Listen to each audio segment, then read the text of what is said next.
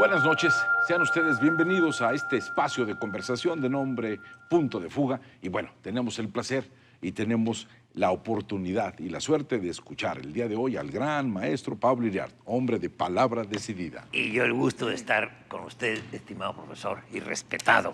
No, maestro, mire, este tema yo lo aprecio mucho.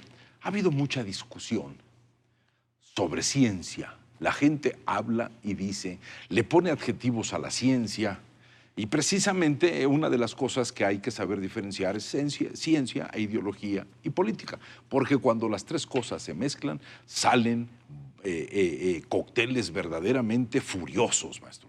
Sí, yo recuerdo las ciencias con una utilidad específica. Y le voy a decir, la ciencia alemana del siglo XX, en una época específica, dejó de tener la grandeza de Heisenberg para pasar a la ruda negatividad oscura de Mengele, pues, por darle utilidad a la ciencia. Pero Heisenberg era verdaderamente genial. ¿Sí? Pero usted plantea casi un imposible, profesor, esto de dejarla fuera de lo que es la ideología, la política. La ciencia es, digamos que, el antídoto de los autoritarios, de los semidioses, de los que tienen la razón histórica y de la superioridad moral. ¿Por qué? Porque la ciencia desmonta la leyenda y los autoritarios y los ignorantes con poder solo viven de la leyenda. Por eso la ciencia les causa escozor, los destruye. Decía Wittgenstein, hay que comunicar lo incomunicable.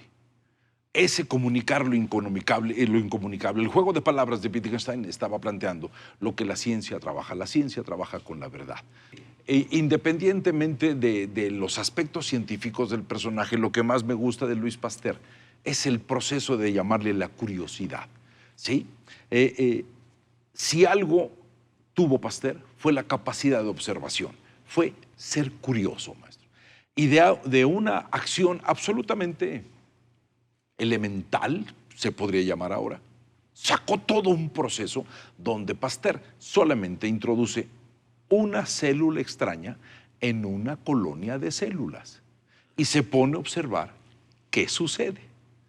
Ese proceso, una célula extraña en una colonia de células, no provoca lo que muchos piensan, que esa célula extraña se pierde. No, empieza a modificar a la colonia. Y toda esa colonia empieza a tener causas provocadas simplemente por un elemento extraño, algo que llegó y se depositó. Pasteur tenía esa enorme paciencia, esa enorme curiosidad del científico para tener este proceso de la pasteurización, para crear el proceso de la asepsia, para trabajar con todas estas cosas de virus bovinos. De ahí sale la palabra vacuna, de la palabra vaca.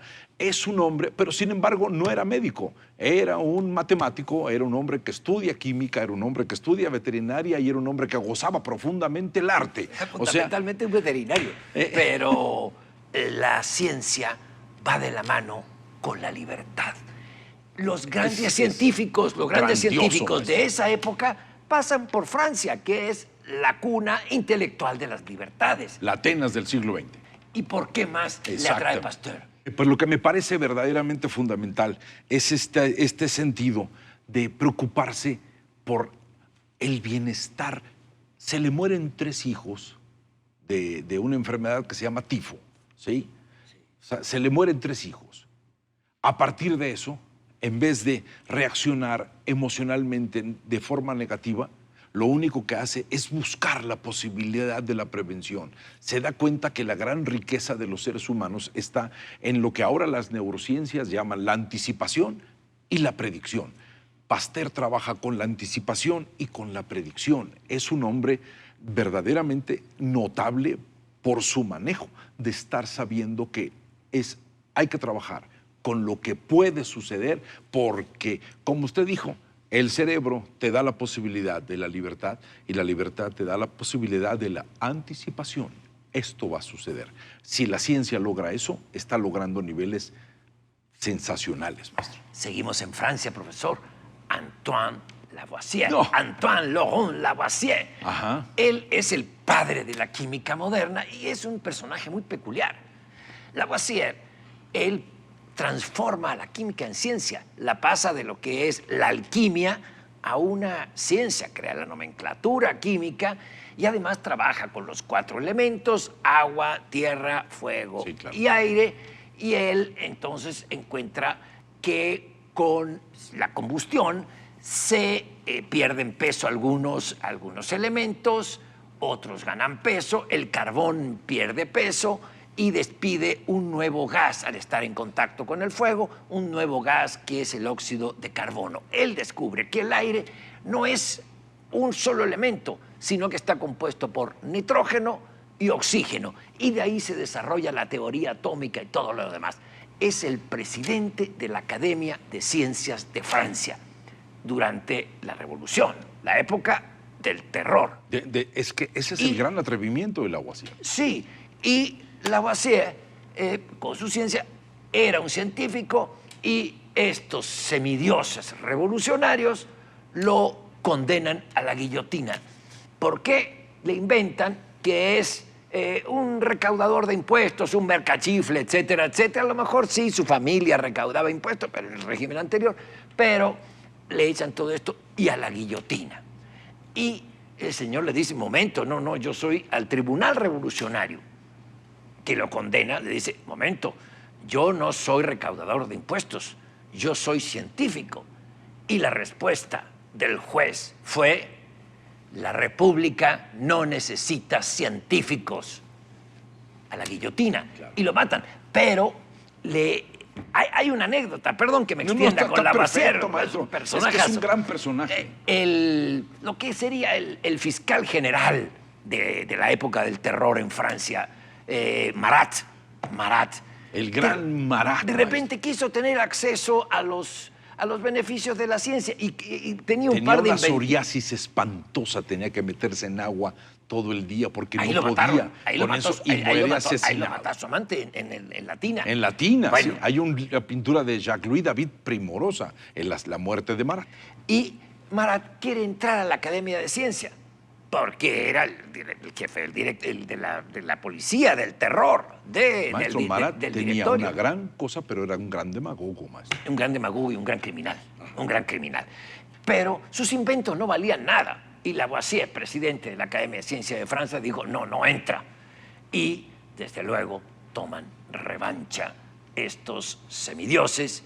Y también ahí repite, la República no necesita sabios ni científicos, a la guillotina. Y Lagrange, un matemático, dice, han tardado unos minutos en cortarle la cabeza.